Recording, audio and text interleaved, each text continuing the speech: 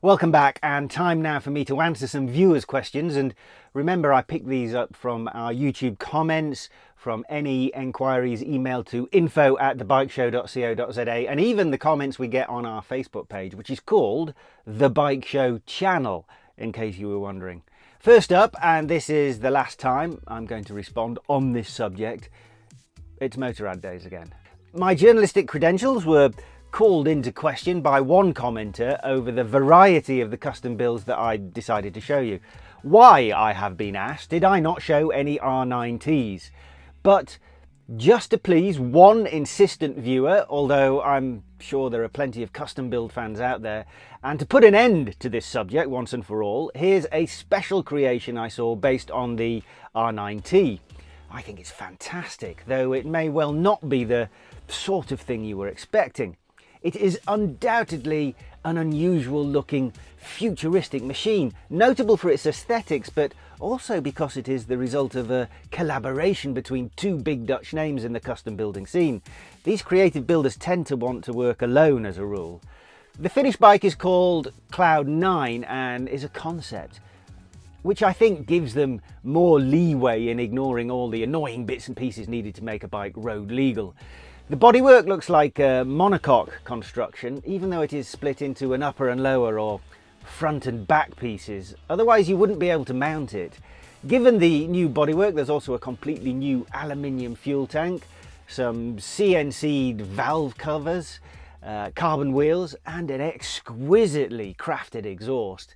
It's an undeniably striking bike, although I'm not a fan of the purple highlights on things like the levers, calipers and rear shock. They look more than a bit jarring given the sleek, machined appearance of the rest of it. But I suppose there's bound to be questionable taste in the future, just as there is today. So there you go, that's a R9T, Jim, just not as we know it. Staying with the German theme, tenuous link since I saw that bike in Berlin, I have been asked what has happened to all the German marques of years gone by, and have any of them been brought back to life, as seems to be the case with so many of the British manufacturers of yesteryear, whether that be Norton or Royal Enfield, BSA or even Ariel. I don't have any inside info as to whether anything is in the process of imminent revival, but I can show you a couple of the names that did have new life breathed into them, only for it to be snuffed out again a short time later. We featured the Munch Mammoth on this programme before. At one time in the 1960s and 70s, it was arguably the most famous performance bike of the age. The Mammoth used a four-cylinder car engine that eventually grew to 1200 cc's and by 1973 made 100 horsepower thanks to its newfangled fuel injection. By 1975, the handmade bikes built to order were done and dusted. But in 2002, a German businessman who was a fan of the bikes revived the brand with a new model called the Munch 2000, one of which I saw at a German museum.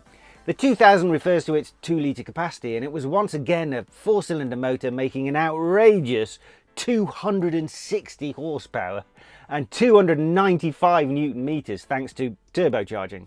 Like the original, it was big, weighing in at 354 kilos, although the price of 1.5 million rand is even more impressive. Only 8 were ever built, because even at this exorbitant price, it still cost more to build than it was being sold for. Not exactly a recipe for a profitable motorcycle manufacturer.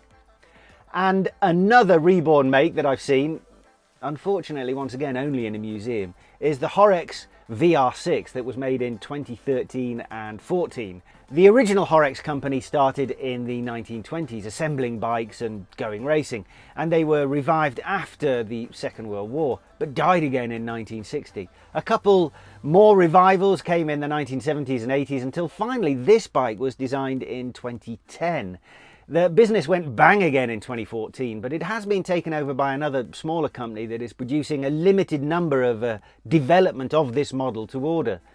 This 1.2 litre 6-cylinder bike makes just over 160 horsepower and will top out at 250 k's an hour, which is pretty good for a naked bike. And in 2014, it would cost you 370,000 rand. Very reasonable for a bike featuring a an incredibly narrow angle V layout that uses a triple overhead cam and radial valves. The result is an extremely compact 6-cylinder engine that is barely any larger than many 4-cylinder equivalents. Each bike was built by one technician as he followed the bike along the production line, rather than the usual method of passing it along from one workstation to the next. The idea being to maintain a hand-built, higher quality than your usual mass-produced bike. It's a fairly conservative looking thing, but not unattractive in its own way, and in small numbers it continues, as I said, to be produced, meaning there is still one other German manufacturer apart from BMW. And on that educational note, that's it for this episode. Thanks very much for the questions, and thanks very much for watching. We'll see you again next week. Cheers for now.